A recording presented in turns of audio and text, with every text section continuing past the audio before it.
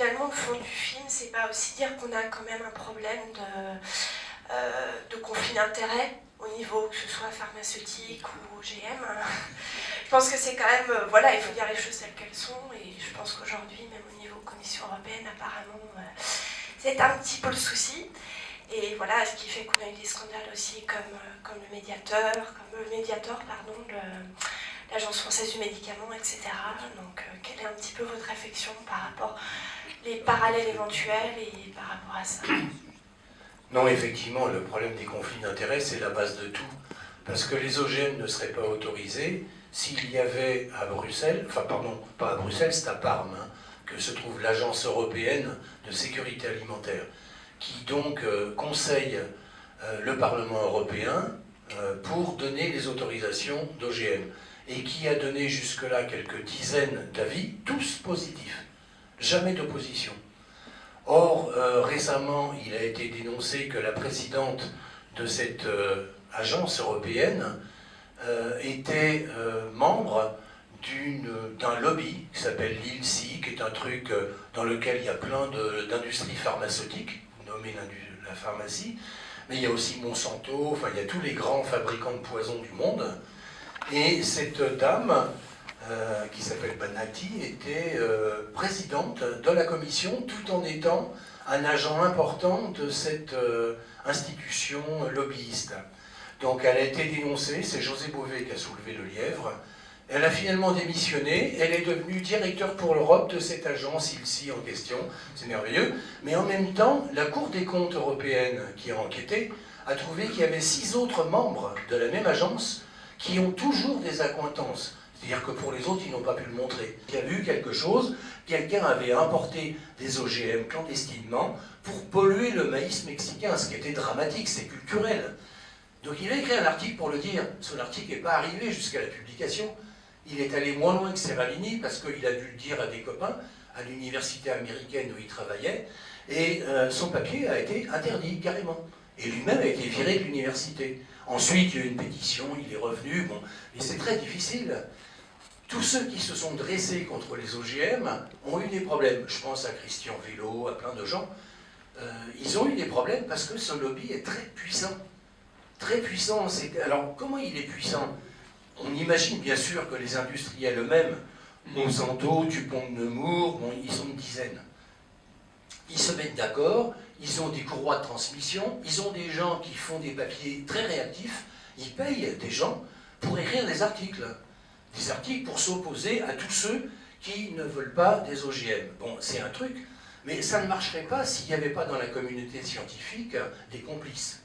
Alors ces complices, c'est pas forcément, comme je disais de Madame Banati à l'agence européenne, des gens qui sont carrément payés par l'industrie pour introduire, pour faire passer quelque chose.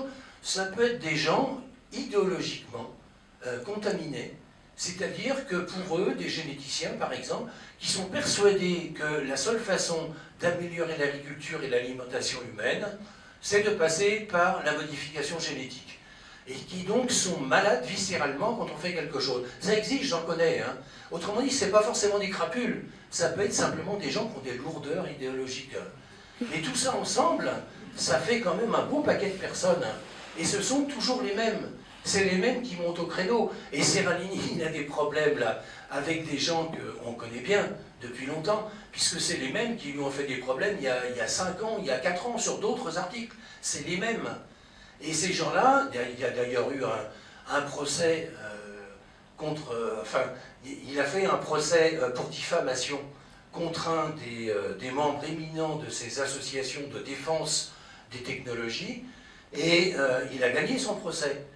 Donc il s'agit de Marc Fellous, hein, qui est un type qui était président de la commission de génie biomoléculaire, qui est un généticien humain qui ne connaît rien à une plante, il ne sait pas comment ça marche, mais il est généticien. Donc il s'est mis dans la tête que les OGM c'était forcément bon, un peu comme la thérapie génique c'est forcément bon. On pourra en parler si vous voulez, parce que le Téléthon va bientôt arriver, et c'est encore une grosse arnaque. Mais il s'est mis... il a insulté Serralini, il a dit que c'était de la mauvaise science, et que tous ces articles étaient retirés. Et ça c'était il y a 3 ans. Il y a eu un procès, Serralini l'a gagné. Et figurez-vous que ce monsieur Marc Fellouz, qui est un homme tout à fait honorable, membre de l'Académie des sciences et tout, il a aujourd'hui un autre procès, fait par Seralini encore, parce qu'à l'occasion du premier procès, il a produit un faux. C'est-à-dire qu'il a fait un témoignage d'un chercheur de Marseille qui le soutenait, et ce chercheur n'était même pas au courant. Donc il a signé à la place. Autrement dit, ça va aller beaucoup plus loin. Faux et usage de faux maintenant. Alors voilà le genre de personnage qui est peut-être pas payé par l'industrie, mais qui est tellement obnubilé par le progrès avec les OGM, mais il y a les mêmes pour le nucléaire, hein, et qu'il est capable de fabriquer des faux, il est capable de se mettre dans des situations intenables, et ces gens-là sont tout à fait redoutables. J'en profite, enfin, vous parlez de Seralini, de cette étude secrète. Alors, comment on fait un film en secret sur une étude secrète? Je vais poser la question à Jean-Paul Jour, parce que vous avez travaillé pendant près de 2 ans sur une étude secrète, et vous-même, pour trouver des partenaires, sans parler d'un projet comme celui-là, j'imagine que c'est pas simple. Non, c'est pas simple. Pour preuve, puisque Gilles-Éric Seralini, je vous l'ai dit tout à l'heure, m'a mis au courant, m'a mis dans le secret au mois de juillet, et il m'a dit qu'il faut tourner le plus vite possible. C'est-à-dire qu'au mois d'août, j'ai tourné. Mais entre-temps, il fallait que je débute un plan de financement. Un film comme ça coûte très cher, hein, le budget c'est 800 000 €, et il n'était pas prévu que je fasse ce film. Donc on n'avait absolument pas travaillé sur le budget. Il a fallu que je trouve cet argent. Alors, moi, je suis d'aventure de Canal+. Depuis le début, je suis un des pionniers de Canal, et j'ai gardé encore des très bons rapports avec la direction, notamment avec le patron de Canal+ Télévision, M. Rodolphe Belmer. Et c'est grâce à eux, c'est grâce à lui, si je peux faire mes films, puisqu'il préachète mes films. Donc c'est le démarrage d'un film. Donc je suis allé le voir, et puis je lui ai dit, voilà, je prépare un film sur les OGM, puisque Fukushima n'était pas arrivé. Dans ce film, il y a une bombe, mais je ne peux pas te dire ce qu'il y a dans la bombe. Donc je vais lui demander d'être le premier à commencer à le financer sans lui dire ce qu'il y a dans le film. Vraiment. Là, il m'a regardé pendant 30 secondes, il a réfléchi, il m'a dit, je te fais entièrement confiance. Donc on a pu démarrer comme ça. Ensuite, je suis allé voir les régions qui étaient susceptibles de m'aider, dont la région Poitou-Charentes, qui m'a aidé pour tous mes films. Et j'ai tenu le même discours, voilà, qu'il y avait une bombe et je ne pouvais pas. Donc ils ont suivi. Je suis allé voir la région d'Île-de-France, n'a pas suivi. Et d'autres n'ont pas suivi. Et puis je suis allé voir vous avez vu, des gens de la bio, hein, des industriels, des magasins Naturalia, des commerçants, Léa Nature, la Fondation Nature Vivante, les moulins de Marion, voilà. Mais toujours en leur disant, je ne peux pas vous dire ce qu'il y a dans le film. Voilà. Ça, c'est la particularité. Donc le secret, il a été relativement facile à tenir au début, puisque moi je travaille avec une équipe de tournage très réduite. Quasiment tout le temps je suis à la caméra, j'ai un directeur photo avec moi, un ingénieur du son, et puis à la production c'est Béatrice Jaude, qui est ma femme, qui fait la production. Et là on a bien sûr veillé, parce que tout ce qui concernait le laboratoire, on est tout le temps rentrés, on était 4 à connaître le secret. Donc ça a été relativement facile, puisqu'on se connaissait très bien. On avait fait ensemble le film Sévère, la voix de nos enfants. Mais à partir du moment où le film est terminé, on arrive au montage. Donc là, le montage, il y a le monteur qui est dans le secret. Il y a l'assistant monteur, il y a le monteur son, et puis après, il y a la finition. La finition, mais je peux vous dire, même chez nous, à la production, notre assistante n'était pas au courant. Elle n'était pas au courant pendant tout le tournage. Bien sûr qu'elle était au courant à partir du moment où on a commencé le montage, mais pendant tout le tournage, elle ne connaissait pas. Elle ne savait pas ce qu'il y avait dedans. Et puis donc arrive une des phases finales, c'est la post-production, mixage, étalonnage, et là on rentre dans un grand labo de post-production, et de plus en plus de gens sont au courant. Et notre grande inquiétude, vous avez vu que dans la dernière image, dans la maison de cet agriculteur bio qui s'est suicidé, sur sa photo, il y a, en janvier 2012, il y avait 5 réacteurs nucléaires en activité au Japon. Ça veut dire quoi? Ça veut dire qu'on a terminé le film à cette époque-là. Parce que Gilles-Éric Seralini m'a dit, je donne les résultats en janvier, la revue la revue va nous donner les résultats dans 2 mois ou 3 mois. On pourra sortir le film au moment des présidentielles. Voilà, rien, pas de nouvelles. Donc le temps passait et les gens, tout le monde tenait secret, mais là c'est une inquiétude. Passé les 3 mois, on a encore attendu, on pensait que la revue allait donner une réponse. Avant les législatives, pas de réponse. Et puis, je peux dire que là, l'été s'est très mal passé pour nous, pour Gilles Éric ici, parce qu'on se demandait si la revue allait publier. Et il se demandait, Gilles Éric, s'il n'y avait pas eu de fuite. Si, Jacques Testard l'a évoqué, on se demandait s'il n'y avait pas eu de fuite. Et puis finalement, vers la mi-juillet, on a reçu, Gilles Éric a eu une réponse de la revue en disant « On vous donne une réponse le 15 août ». Mais qui était assez optimiste, voilà, positive.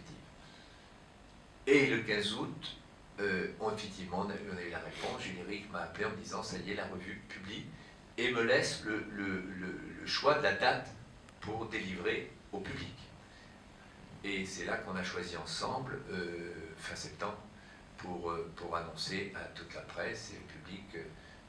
Mais je peux vous dire qu'on a vécu très mal le dernier mois, entre le moment où la revue a dit on publie ou pas, parce que la revue, s'il y a eu fuite, elle ne publiait pas. Jusqu'au 19 septembre, elle ne publiait pas. Voilà comment s'est passé ce tournage. Mais je dois dire que ça a été une satisfaction à la fin, parce qu'il y avait vraiment beaucoup de gens qui étaient dans le secret, puisqu'on a fait aussi des copies en 35 mm, donc les laboratoires classiques étaient au courant, certaines personnes, eh bien les gens ont tenu leur secret, et je peux vous dire que quand on les mettait au courant, et quand ils voyaient les images du film, c'était clair. Pour eux c'était clair, ils se sentaient investis d'ailleurs comme nous tous, mais surtout sur la fin, je pensais que des gens des labos, c'était pas particulièrement, mais devant l'énormité de l'expérience, ils ont tenu leur secret. Ils ont tenu le secret. Nous, c'est des pressions financières. Ils détiennent tout. Exemple, mes films, Nos enfants nous accuseront, Severn, n'ont pas été diffusés sur les chaînes, n'ont pas été achetés par les chaînes publiques, les chaînes d'État. Vous ne les avez pas vus sur les chaînes d'État.